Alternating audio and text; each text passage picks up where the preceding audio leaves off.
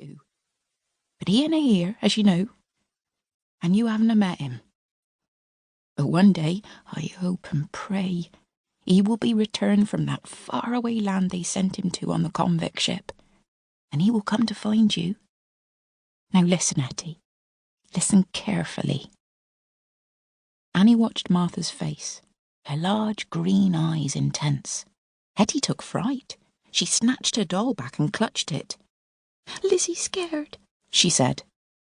Annie watched as Martha's intensity faded, replaced by a saddened smile, her eyes glistening in the dim light of the sick room. "Dunna fret, my angel," said Martha, stroking Hettie's arm. "I didn't mean to fright 'ee, but you mun mind me when I tell you this. One day, if your father ever returns, you mun love him with all of your heart, and look after him as I would if I were here. He was the happiest man alive the day you were born, and it were never his fault that he were taken from us. He was innocent, Hettie. He did no wrong in this world, only good. You came from good. You came from love, my sweet lass. Never forget that." Martha stopped then and closed her eyes, coughing weakly. Annie put down her sewing and came to her. She touched her forehead, which was cold and clammy. "Rest now, Martha, Annie said. Martha opened her eyes, her gaze hazy for a moment until she seemed to remember where she lay and what her purpose was. "No," she murmured. "Then I mun speak. Hettie, my little ducky egg." Annie feared the child could take no more of this. She was too unsettled by her poor mother's illness. "Just hear your mother one more time, Hettie, and you may go play with Evan." Hettie's eyes lit up. Then she glanced back at her mother. Annie's eyes pricked with tears as she watched Martha struggle to keep the little girl's attention. She must be close now, Annie thought. If only the child were older. If only she understood how significant this moment was.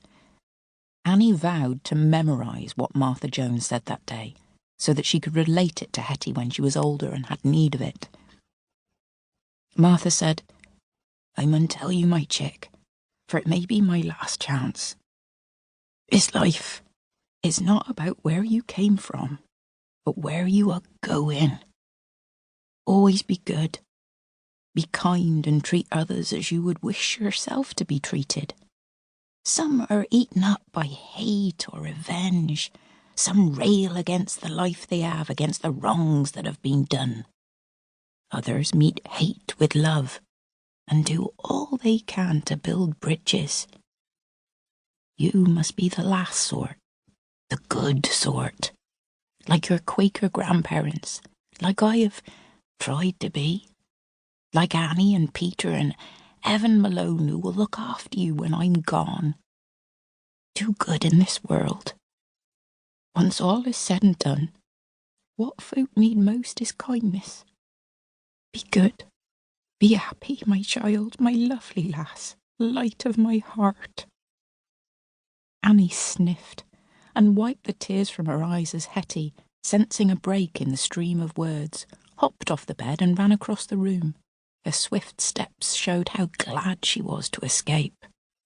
"Hush now, Martha," said Annie, stroking her dear friend's face. Martha closed her eyes, a faint smile about her lips. She had said her piece. She was happy now. Annie looked up to see that Hettie had not left the house, but was loitering near the door to the sick room. She moved towards her. "Give Lizzie to Mama," said Hettie, and thrust the doll at Annie. "You are a kind, good girl," she said, and put her hand on the girl's little head, golden brown from the sun. "Run along to Evan now. He's picking beans with his father, I warrant." "Can you pick faster than him?"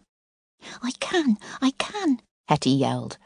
She turned, skipping across the front room and through the open doorway to the dusty ground beyond. Annie turned back to Martha. As she reached down to place the doll beside her face,